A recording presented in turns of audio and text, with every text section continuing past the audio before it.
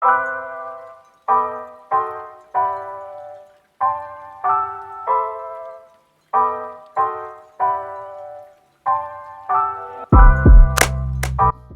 again, everybody. So I hope you've been enjoying my videos so far. This week is going to be a little bit more low-key, a little bit more fun. I'm going to be showing you guys how to make homemade pizza dough and how to whip up a pizza super quickly at home. So I used to spend a lot of my money on Domino's Pizza. I don't know why, but Domino's Pizza is just my favorite pizza brand. And I would spend so much money on just getting a pizza delivered to me. And it would be like 25 bucks. And nowadays, and then I found out that Publix makes pizza dough, fresh pizza dough daily. And so I would always just go buy that pizza dough. And for a while it was like $2. And then I'd buy a bag of cheese and some pepperoni. And I always have some sort of pasta, pizza, marinara sauce on hand. And it would be the quickest, cheapest, most delicious pizza ever.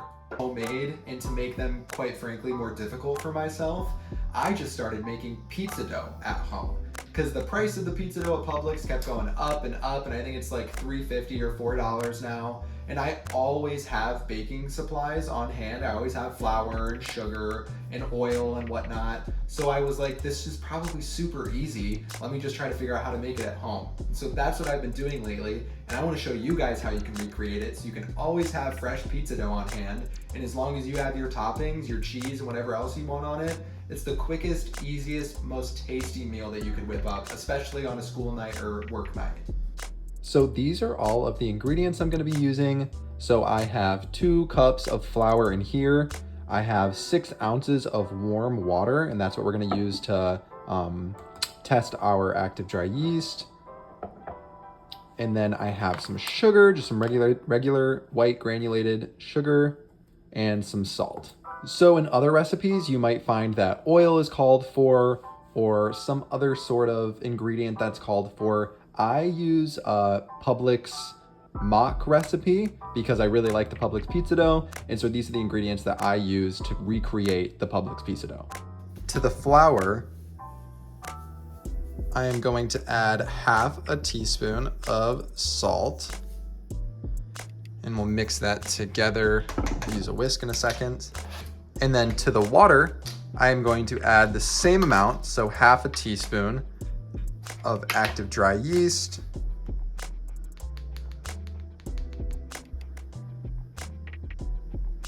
And I'm also going to add another half a teaspoon of sugar to the same mixture. And I'm just going to stir that around. And to know if our yeast works, if our yeast is alive, we have to let it sit in this warm water and it'll start bubbling and foaming a little bit. And then that tells me that our yeast is good. And at that point, we will add it to the flour and start kneading it into a dough. Okay, so if you look, you can see that it's starting to foam and get a little bubbly. So it's been about, I would say like maybe 8 minutes. So I'm just gonna add this to our flour mixture. So I'm just gonna start using my fingers to kind of bring the dough together. So a lot of recipes that you'll read might call for a stand mixer, which is like one of those big KitchenAids with the hook that'll kind of wrap your dough for you and help knead it. I do not own one of those, so this is how I do it. I just use my fingers and it'll start to stick to your fingers a little bit. And if you see, I have left this flour out because if for whatever reason you followed all the measurements correctly, but your dough is just super sticky, like you just cannot get it off your fingers, it's not easy to work with, then add some more flour in intervals. I would say about a tablespoon at a time because you don't want to add too much flour that you then need water or more liquid added to it. So I'm just gonna keep kneading it like this till it kind of forms a dough and there's no more loose flour bits at the bottom of the bowl.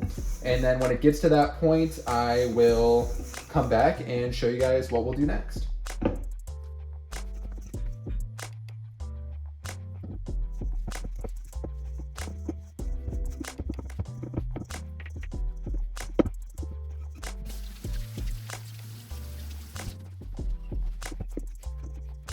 So as you see now, I pretty much pick up as much flour as possible, transfer it to my cutting board, and I'm just heating it so everything is fully incorporated and it's a pretty smooth, supple dough. Now, I don't think there's much technique for the rolling process or the kneading process. I don't think there's much technique for the kneading process. I don't follow one, I don't know one, so I just move it around. On top of that is all together. It's not really smooth at first, because it needs to rise. So once you kind of shoot into the wall of this, I'm going to not all we're using and we're going to put this back into the So as you can see now, I've pretty much picked up as much flour as possible from the bowl. So I'm just going to transfer it over to my cutting board, and I'm just going to keep kneading it so that everything is fully incorporated and it's like a pretty smooth, supple dough.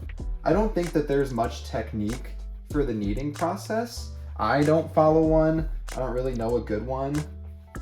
So I just kind of move it around until I feel like it is all together. And it's not gonna look super smooth at first because this needs to rise. So once you kind of shape it into like a little ball like this, I'm going to clean out that bowl that we were just using, and we're gonna put this back in here because it needs to proof. Okay, so we have our bowl and our dough, and what I'm gonna do is I'm just gonna add like that much oil to the bottom of the bowl, and I'm gonna spread it around with my hands. And then when I grab the dough, I'm gonna rub a little bit on top, and I'm gonna put this right in here. So then I'm going to place a towel over top of this, and I'm going to put it in my oven. My oven is completely off. I haven't used it all day. You just need to put it in a draft-free space, somewhere that's a little bit warmer. So I'm gonna put this in my oven to proof, and then I will come check on it in a couple hours or so.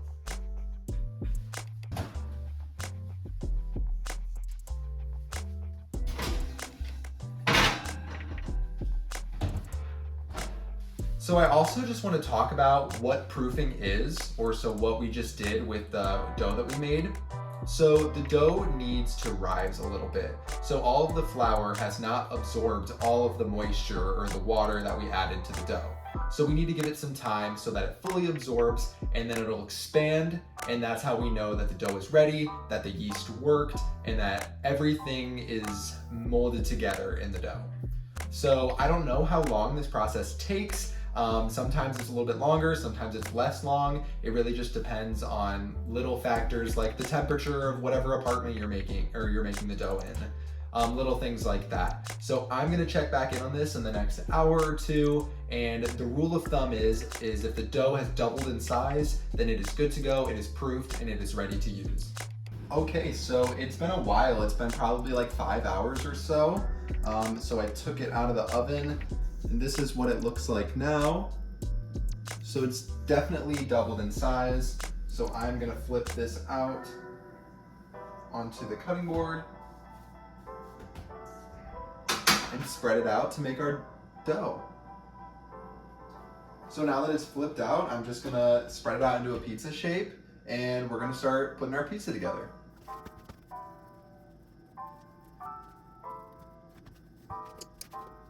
So I'm just kneading the dough a few more times, just bring it together.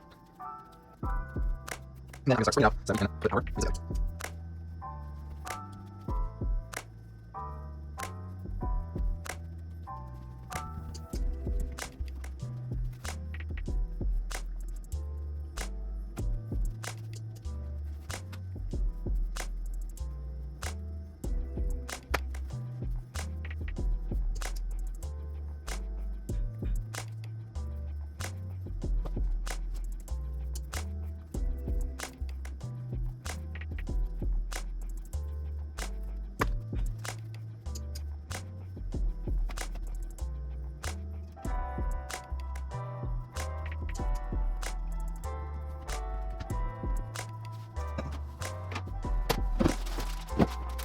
So I'm just gonna be making a regular schmegular pepperoni pizza.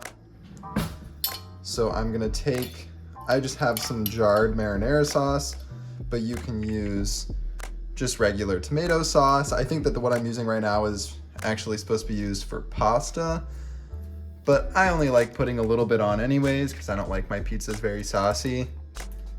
So I don't think it makes a difference what you use here, just some sort of tomato product. Now I'm gonna sprinkle some cheese all over it.